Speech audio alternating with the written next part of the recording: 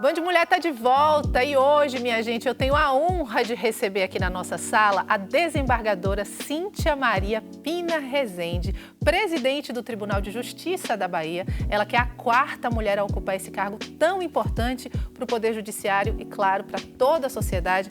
Presidente, seja muito bem-vinda. É uma honra receber a senhora aqui na nossa sala do Band Mulher. Muito bom dia a todos e a todas que nos assistem. A honra é minha porque é muito importante que a gente venha para as emissoras de televisão, principalmente aqui a Band, né, que tem uma audiência enorme nesse programa Band Mulher, para falar um pouco, não só do Tribunal de Justiça, das realizações, como também da importância de ter uma mulher na presidência com um olhar diferenciado dos homens, né? E que pode conduzir os rumos desse poder judiciário, né, baiano, com uma outra dimensão, é a dimensão feminina. É a dimensão que traz um olhar diferente, né? Presidente, eu pesquisei muito a sua vida, a gente acompanha o seu trabalho e eu descobri que a senhora quase foi minha colega, quase foi jornalista, mas chegou a cursar jornalismo na Universidade Federal da Bahia, mas a paixão pelo direito falou mais alto. Então, eu queria lhe pedir para contar um pouquinho sobre o início dessa história. Lá no começo, essa paixão pelo direito, como foi que ela chegou na sua vida? Minha paixão inicial nunca foi o direito. Interessante, né? Eu tinha muita vontade, primeiro, de ser diplomata, mas depois eu abandonei um pouco essa ideia e parti para o curso de jornalismo na Universidade Federal. E após um ano, eu não me senti muito satisfeita, achei que talvez não fosse bem a minha vocação, resolvi fazer o vestibular na Católica para Direito. Fiquei cursando as duas faculdades, mas chegou um determinado momento em que eu fiz a opção pelo direito, comecei a gostar, fui me apaixonando e fui seguindo, né, essa carreira. Lá no comecinho da carreira, a senhora já almejava, já imaginava um lugar de liderança como esse da presidência do Tribunal de Justiça? Nunca, jamais me passou pela cabeça. Eu fui fazendo curso, comecei advogando, mas também senti que não era o que eu queria também, a advocacia. Fiz um concurso público para o Ministério Público, eu fui promotora também, antes de ser juíza. Eu fui promotora durante 2 anos e meio a 3 anos, mas também senti que não era ali o meu lugar. E, por fim, pensei em fazer o concurso para juiz, fiz e logrei, inclusive, primeiro lugar no concurso e fui começando ali a minha carreira. Eu nunca pensei em chegar ao ápice, né, que é a presidência do tribunal. Mas a senhora chegou e chegou como a quarta mulher a ocupar esse cargo. O Tribunal de Justiça da Bahia, que é o mais antigo da América Latina, de todas as Américas. A senhora é a quarta mulher. Como é que a senhora vê a importância, né, de ocupar esse espaço, esses espaços de liderança que a gente sabe como mulher que eles são mais difíceis da gente galgar? Exato, eu tive que fazer, lógico, algumas renúncias, né, durante essa caminhada. Primeiro porque a magistratura exige que você vá para o interior, e muitas vezes interiores distantes da capital. E por conta disso, eu terminei abandonando um pouco a minha vida pessoal para me dedicar mais à carreira, porque eu comecei mesmo a gostar, me apaixonar, me dedicar. E por conta disso, eu não me casei e fui ficando solteira por um bom tempo.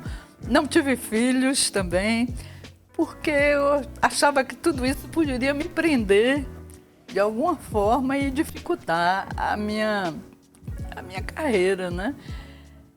Por fim, cumpri todas as etapas no interior, foram 4 instantes até chegar na capital. E aqui na capital, trabalhei durante alguns anos até que consegui ser promovida para o Tribunal de Justiça.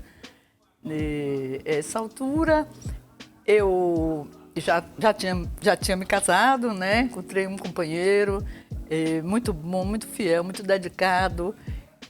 Mas não tive filhos. Adotei os filhos dele, 2. Bem, mas a dificuldade, né, que a mulher tem, principalmente é essa.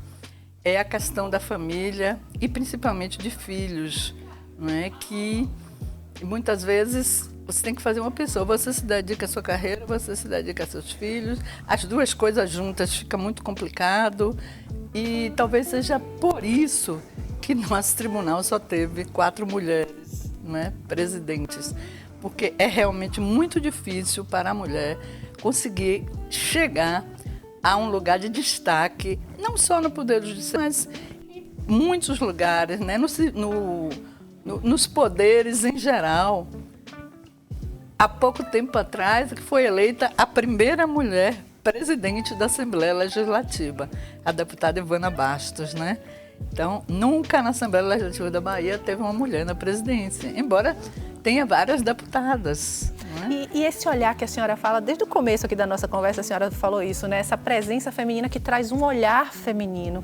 Queria falar um pouquinho das ações, das iniciativas, desde que a senhora assumiu nesse biênio 2024-2026, especialmente do TJBA por Elas, que acelera os processos que estão pendentes, né, de feminicídio e também relacionados à violência doméstica.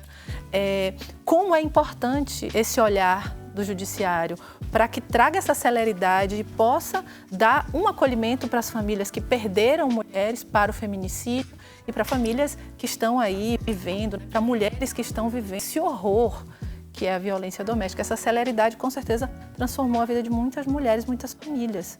Exato. Quando eu falei, né, num olhar diferenciado, eu falei porque eu acho que a